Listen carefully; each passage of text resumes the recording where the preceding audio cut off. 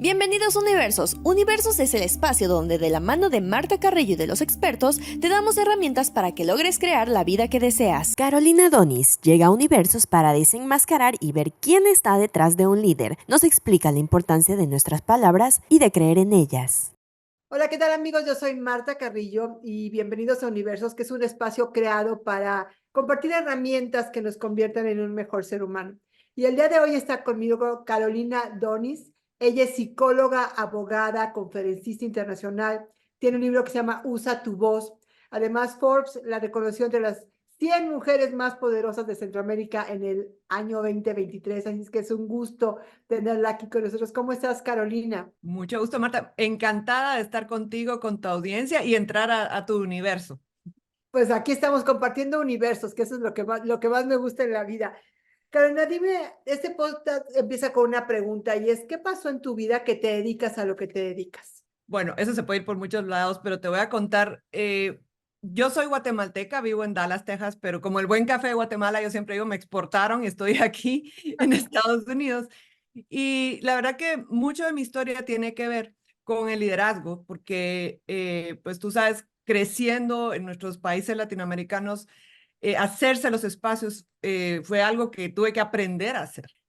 No esperar a que alguien me lo diera, sino hacer. Entonces, en ese momento, cuando yo terminaba más o menos la escuela de Derecho, encontré un amigo que también queríamos hacer como un cambio, hacer oportunidades para otras personas. Hicimos una fundación que se llama Guatemala Próspera, todavía existe Guatemala Próspera, ha servido a más de 4 millones de guatemaltecos.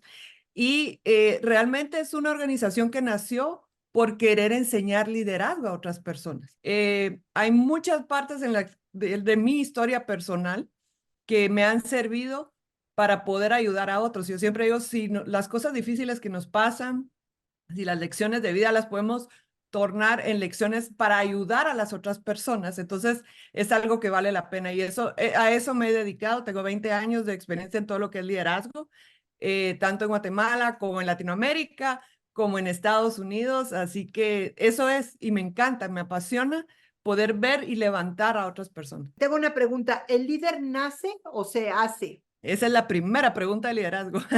Y te diría a mi mentor, John Maxwell, te decía, yo no conozco un líder que no haya nacido. Ajá. La verdad es de que todos podemos tener cierta predisposición, Marta, a ser líderes, pero está en nosotros si lo cultivamos o no. Por eso yo estoy segura, tú te acuerdas tus compañeros de la escuela cuando estabas así pequeño y había unos que eran como muy líderes, pero en el Ajá. camino no hicieron nada con eso, mientras que otros que tal vez ahí eran calladitos lograron hacer empresas, fundaciones, organizaciones. Entonces, lo lindo de esto es saber que el liderazgo es algo que se puede aprender y que se puede crecer si uno es intencional en eso.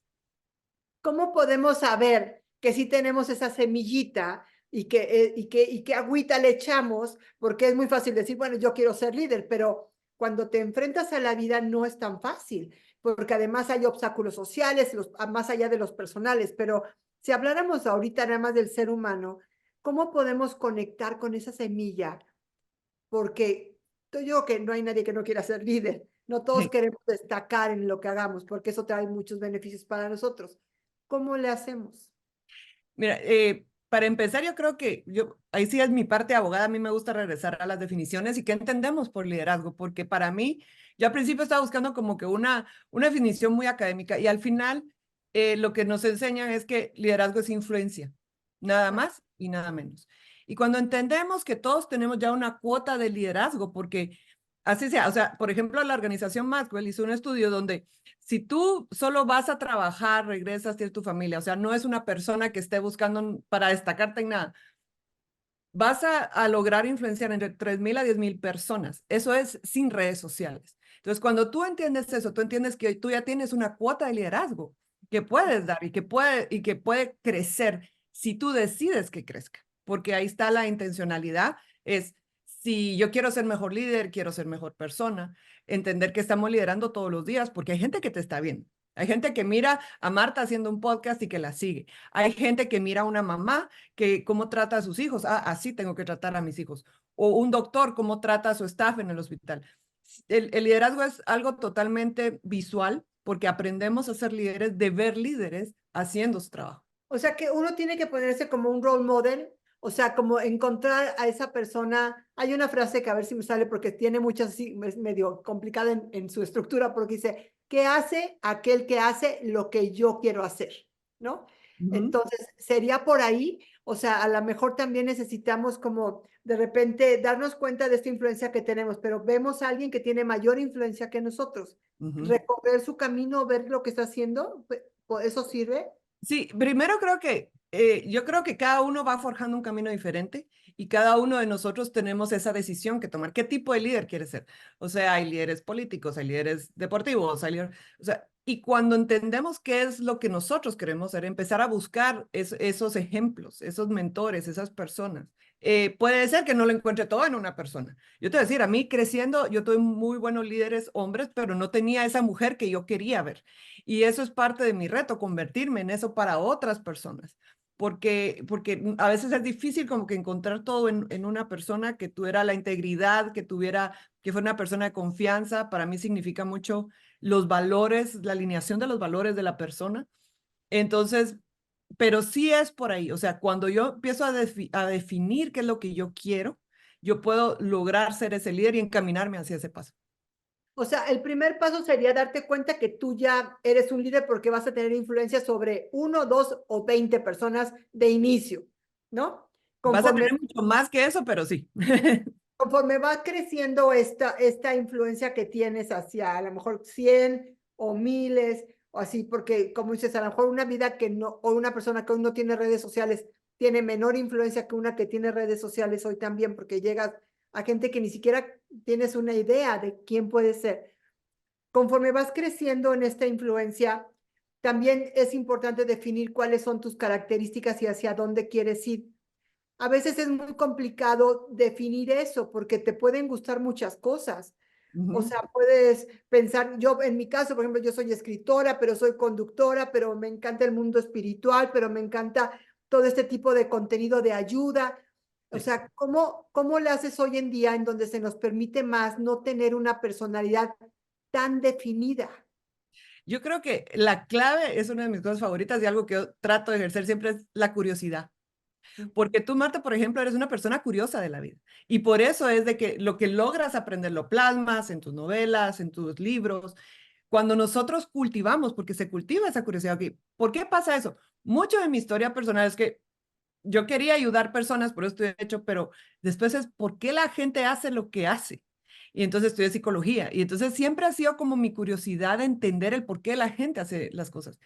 Pero interesantemente, yo tengo amigas que a ella lo que les llama la atención es, por ejemplo, el tema de programación de computadoras. Y entonces ellas saben los softwares y saben las cosas nuevas que salen.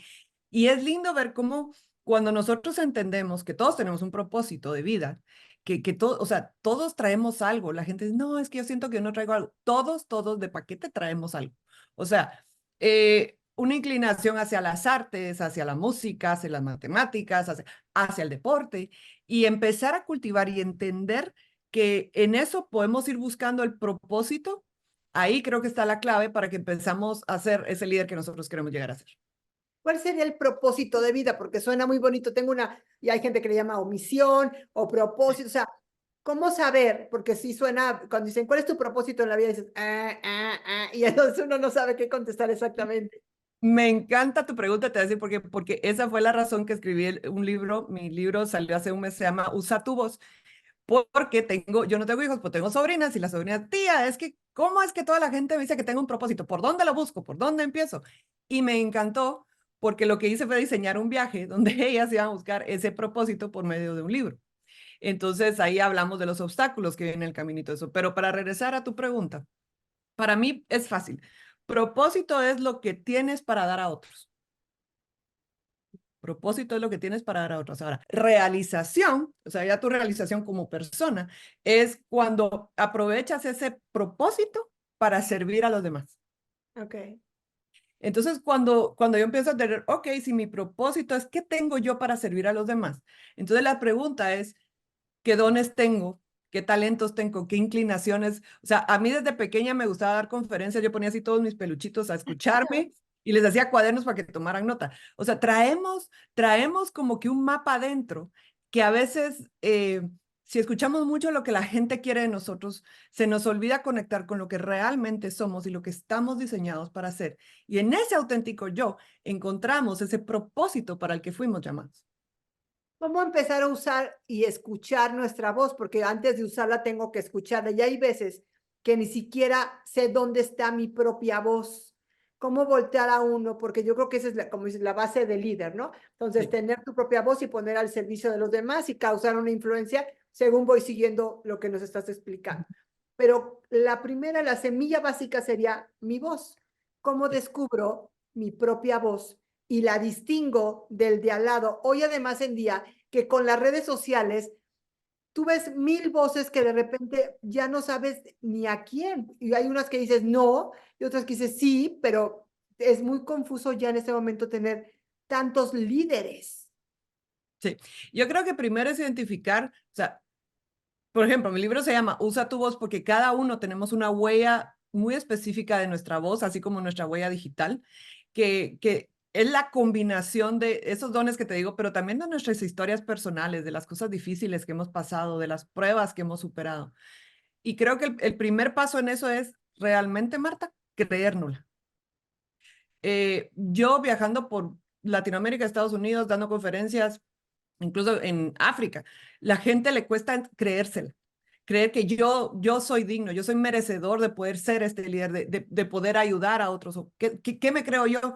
Y a veces batallamos mucho con nuestra voz interna de qué es lo que yo merezco o no merezco. Y una de las cosas que yo siempre dije desde que lo escuché, porque fue así como algo impresionante, es la vida no te va a dar lo que le pides. La vida te va a dar lo que tú crees que mereces.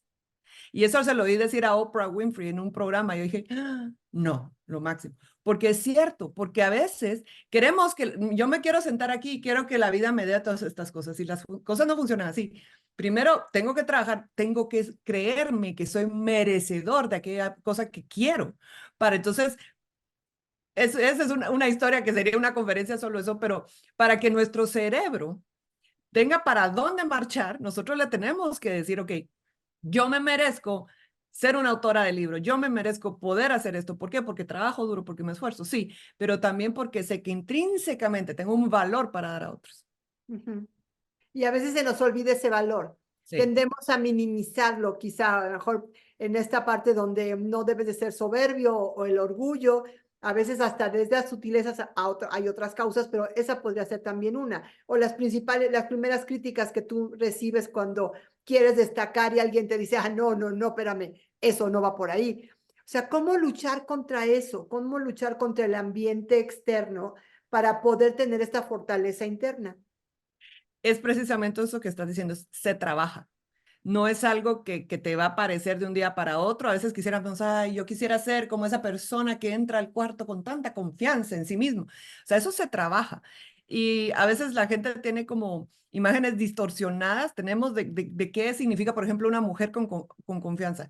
Tener confianza no es la persona que entra a un cuarto y se siente mejor que todos los demás. Es saber de que no eres ni, o sea, ni eres más ni menos de las personas que están ahí. Y creo que en ese camino las mujeres somos las que luchamos más y batallamos más. De hecho, aquí en Estados Unidos hace poco salió una estadística que dice que el 80% de las mujeres no se siente valiosa o no siente que vale lo que tiene que hacer para poder aspirar a los sueños que tiene. El 75% de las ejecutivas tienen síndrome de impostor, o sea, aquello de que, ay, no, yo siento que no me merezco estar aquí. Entonces, ¿cómo mejoramos esa plática, esa narrativa mental? Es precisamente trabajándola, entendiéndola, compartiéndola, crear espacios seguros como, por ejemplo, esta plática es un espacio seguro donde una mujer puede escuchar, incluso un hombre puede escuchar y decir, sí, yo tengo que trabajar en creerme hasta así, hasta el tuétano, que mi vida merece ser vivida y que yo tengo derecho a buscar esos sueños que tengo. Fíjate que me llama la atención porque pensaría que en el concepto que tienes como el estereotipo de la mujer americana y ejecutiva, pensarías que están mucho más seguras de sí, que no es el 75% de las ejecutivas que sienten esto. El otro día tuve la oportunidad de una conferencia a 200 empresarias mexicanas y cuando yo les dije que en mi más reciente libro, antes de publicarlo, de Placeres Ocultos, sufrí del síndrome del impostor y les platicaba cómo empecé a tener dudas sobre mí, si era escritora, si servía, si a lo mejor todavía ha sido un cuento que me había dicho durante tanto tiempo. Y fue el tema que más resonó en las 200 empresarias que yo les estaba hablando. Me impactó muchísimo porque hablamos de muchos temas, también de liderazgo y cosas, pero el síndrome del impostor fue lo que más las cautivó y las preguntas más duras y recias y de sinceridad fueron esas. Sí, y por eso yo creía, por ejemplo, mi primera idea cuando yo iba a hacer un libro era hacer un libro de liderazgo, pero después dije, no, necesito hacer un libro antes de ese liderazgo, de cómo creértela, de cómo, o sea, entender que tienes propósito, que hay obstáculos, pero se pueden sobrepasar. Y realmente también normalizar el síndrome del impostor. A mí me cae re mal el nombre, porque así como que estoy enferma de algo. Y la verdad, Explícalo qué es el síndrome del impostor, porque lo estamos platicando, pero yo quiero que me lo definas. el síndrome de impostor es cuando yo estoy en una posición que creo que no me merezco o me van a descubrir. Así como tú decías, le decía, "Ah, alguien se da cuenta que yo no soy o sea, lo top de este tema". O sea, todas esas mentiras que nos decimos para bajarnos a nosotros mismos, para creer que no merecemos estar en un lugar, eso se le llama síndrome del impostor. A mí me cae súper mal porque se suena como que estás enferma. Entiendo que se hace para quitarlo, ¿verdad? Ponerle algún nombre, pero realmente normalicemos la duda, normalicemos que cuando es primera vez que tú estás saliendo de una zona de confort, vas a tener dudas porque es territorio nuevo para ti. Y entonces, pero solo ejerciendo eso vas a lograr poder expandir ese campo donde tú estás cómoda. Entonces, cuando nosotros entendemos que el salir de esa zona de confort va a requerir de nosotras creérnosla, y va a haber errores, sí, seguro. Y va a haber cosas donde, pues, en Guatemala metemos la pata, claro, Ajá. claro, pero eso no hace de menos el valor de lo que tú estás aportando o lo que tú puedes ayudar a otras personas, porque la luz que tú tienes es necesaria para las personas que vienen atrás. Porque además se nos olvida que todos somos únicos, que tenemos una huella digital y que es la misma huella de nuestra personalidad, de nuestra alma, de nuestro corazón. O sea, nadie va a poder decir, hablar, liderar o escribir como lo haces tú. O sea, nadie, ¿no? Porque cada uno es diferente. Pero ¿cómo, si pudieras decirnos a lo mejor 3 claves para encontrar el merecimiento, para voltear, así como los 3 primeros pasos? Yo sé que es un trabajo más grande, pero como las primeras 3 cosas que tendríamos que hacer como hombres o mujeres que hoy no nos sentemos merecedores. Creo que, bueno, trabajar en creérnosla, pero te voy a decir, porque hace poco me entrevistaron en Panamá y me encantó la forma en que al final lo marqué. Estábamos hablando en el marco del Día de la Mujer y me está diciendo, ay, qué bonito sería que todos pudiéramos tener un acompañamiento terapéutico, un life coach, que no sé qué, para mejorar nuestra autovalía, para mejorar nuestro autoconcepto.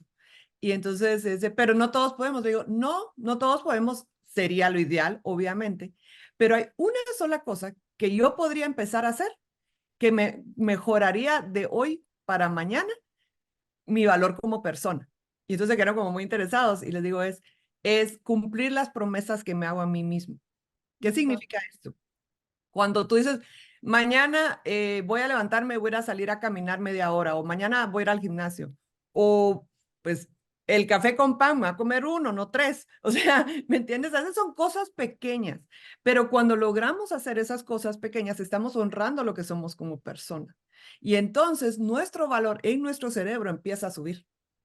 Entonces empiezo a entender que hay cosas que yo no merezco. Y entonces se me empieza a facilitar cosas que, sobre todo a mujeres en Latinoamérica, nos cuesta como decir que no.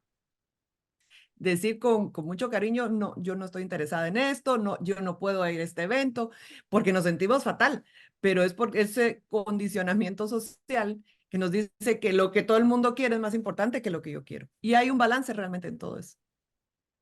Yo creo que ese es algo muy importante porque los primeros que a veces no tenemos la voluntad para ser nuestro propio líder. Ahora sí que tienes que ser primero tu propio líder y no Sí, traicionarte, es cumpliendo la palabra. Y es muy difícil porque a veces dices, ay, bueno, un cachito más, o ay, bueno, mejor sí, no estoy en la cama, ay, bueno, no pasa nada, pero sí pasa, no nos damos cuenta de cómo eso nos fractura como persona. sí, así es. Y realmente son esas cositas pequeñas las de los hábitos de cada día que nos hacen que a largo plazo nos sintamos, no, pero es que si no puedo bajar estas 10 libras, si no puedo hacer eso, porque siempre va a haber algo en nuestra cabeza, porque nos vivimos comparando. La comparación de verdad es así el veneno número uno de tu autovalía. Y hasta que no entendamos que la única competencia que cada uno de nosotros tiene es nuestro propio potencial, no vamos a poder estar en un lugar de paz para realmente lograr ser lo que somos. Pero todo eso requiere un trabajo. Es como un músculo, es como ir al gimnasio, uno empieza con las libras, de 2 libras, así, uno dice, ay, me siento mal porque solo 2 libras, pero yo no puedo llegar a levantar 10, 15 libras si no trabajo 2 libras primero. Entonces, lo primero que hay que hacer es entender que yo puedo trabajar en tener una mejor autovalía, en mejorar mi liderazgo. Yo soy el líder más difícil, el líder más difícil que vas a, el liderazgo más difícil que vas a ejercer siempre va a ser sobre ti mismo. Porque es más fácil decirle a las demás personas qué hacer que realmente cumplir lo que tú te estás diciendo a ti misma que tienes que hacer. Y en eso se nos va la vida a todos. Yo todavía no el 100% de las cosas que me pongo, pero ahí vamos, ¿verdad? Son cosas que vamos construyendo, como esos ladrillos hacemos nuestra pared de autovalía, de autoestima, de autoconfianza, son cosas que se trabajan. Entonces, quisiéramos decir que entonces hay que trabajar el merecimiento, la voluntad Sí. y la autoestima para poder La autovalía, te diría yo, sí. o sea, para poder convertirte en un buen líder. Sí. En un mundo de hombres, ¿es fácil ser una mujer líder? No. ¿Por No. qué no? ¿Cómo Tenemos, lo has hecho tú? digamos, para mí fue complicado. Por ejemplo, cuando yo empecé a trabajar como abogada, eran lugares de solo hombres y yo era la única mujer. Ahora, aunque en las facultades de Derecho hay más mujeres que hombres, todavía las representaciones son así. Y es que a veces nosotros sabemos más, pero no nos atrevemos, no sentimos a que yo tengo derecho a hablar, qué van a decir. Hay veces que las culturas organizacionales de verdad no ayudan. Yo te voy a decir, o sea, yo tuve que salirme a organizaciones así y crear mi propio camino. Por eso es de que entiendo que eso no es para todos, pero es lo que necesitamos hacer para ayudar a otros. Yo pienso mucho en la siguiente generación, en las chicas que ya no es lo mismo que hace 20 años. Sin embargo, aún aquí en Estados Unidos y obviamente viajando en diferentes partes, veo cómo culturalmente nosotras mismas nos amarramos a nosotras mismas. A veces las peores enemigas de las mujeres son otras mujeres. A veces, de verdad, en lugar de crear culturas donde las mujeres se levantan unas a otras, son las primeras enemigas. Entonces, creo que empezar a hablarlo, entender que no es fácil, pero que sí se puede. Y sobre todo, crear un grupo de apoyo. O sea, gente que cree en ti, que te va a apoyar, que también te va a decir tu realidad, ¿verdad? Porque no quieres un montón de gente que te diga, ay, eres preciosa, eres buena, es lo máximo. O sea, qué bueno, pero no te sirve a la hora de crecer.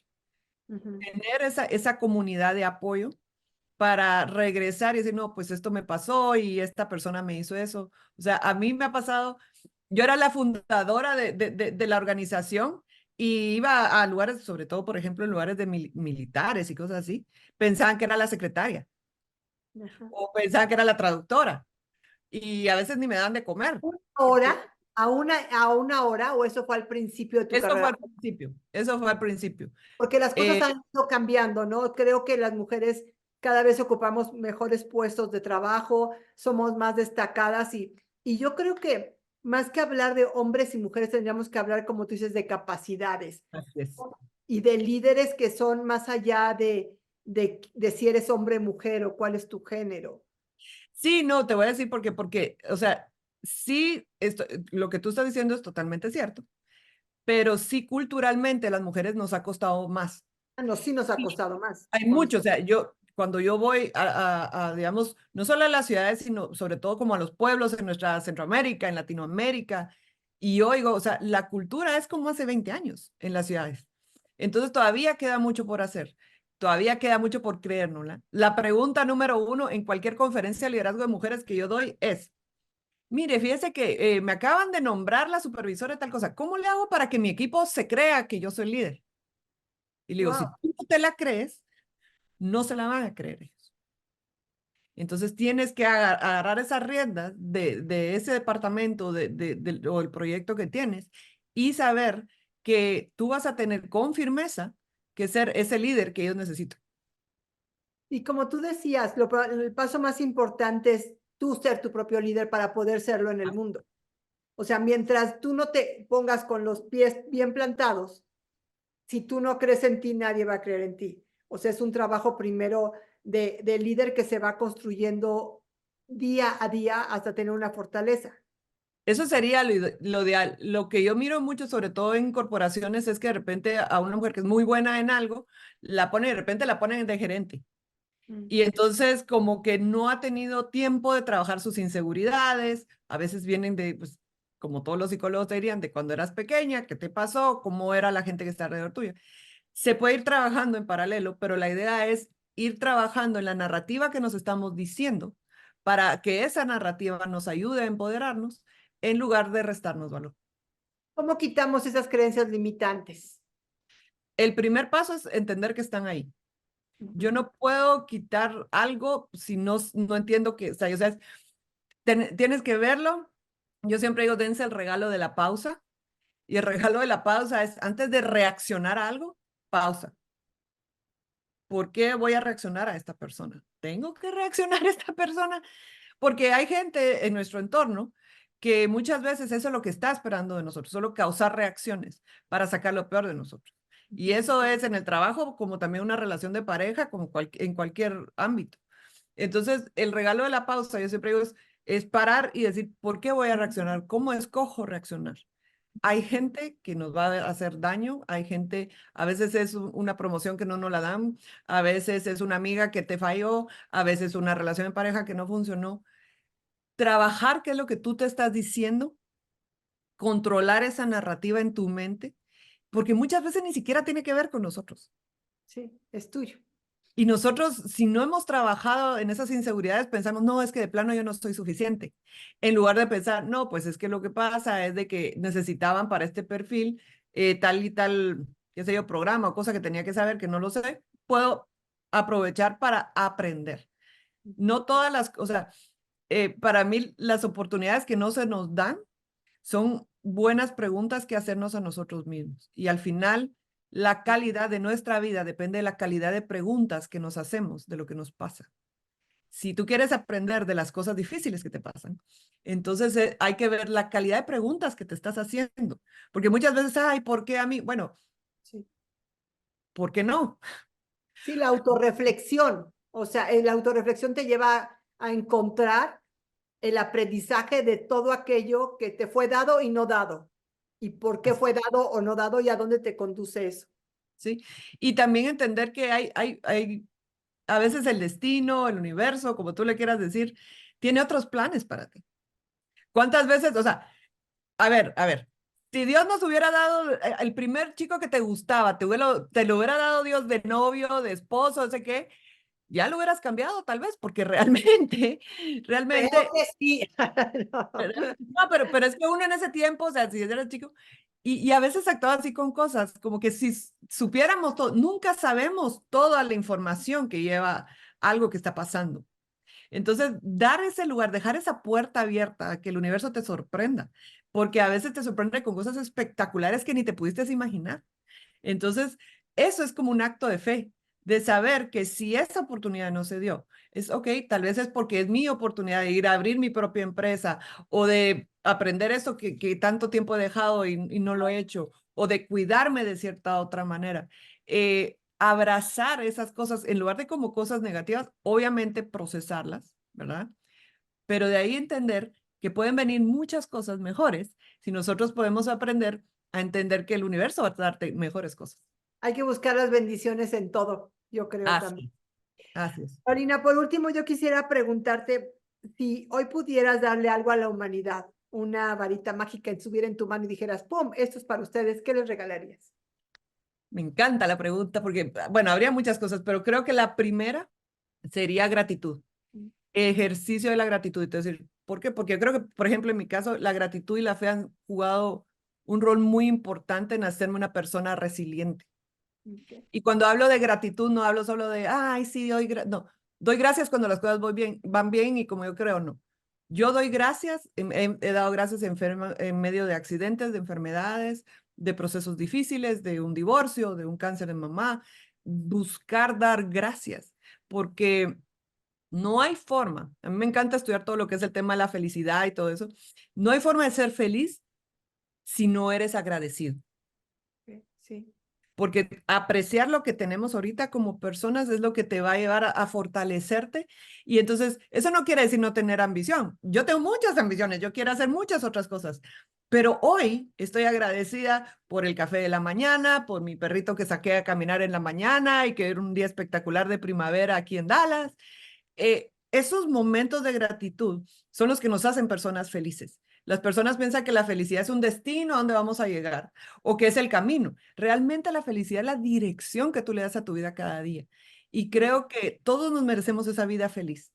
Y muchas personas podrían ya hoy ser más felices si tuvieran ese corazón agradecido. Y creo que eso es parte de lo que me encantaría que todo el mundo tuviera. Karina, de verdad es un placer conocerte, es un placer platicar contigo, de compartir esta propuesta que haces de liderazgo, porque creo que es un anhelo de muchas personas y darnos cuenta de que si nosotros somos nuestro propio líder, también podemos tener una influencia positiva en los demás. Así es que muchísimas gracias por esta plática. A ti por la invitación y de verdad que se nos fue volando el tiempo, pero espero de verdad poder contribuir a tus oyentes y a esa gente tan linda que te sigue. Muchísimas gracias, Carolina. Y bueno, yo soy Marta Carrillo y nos vemos en el siguiente Universos.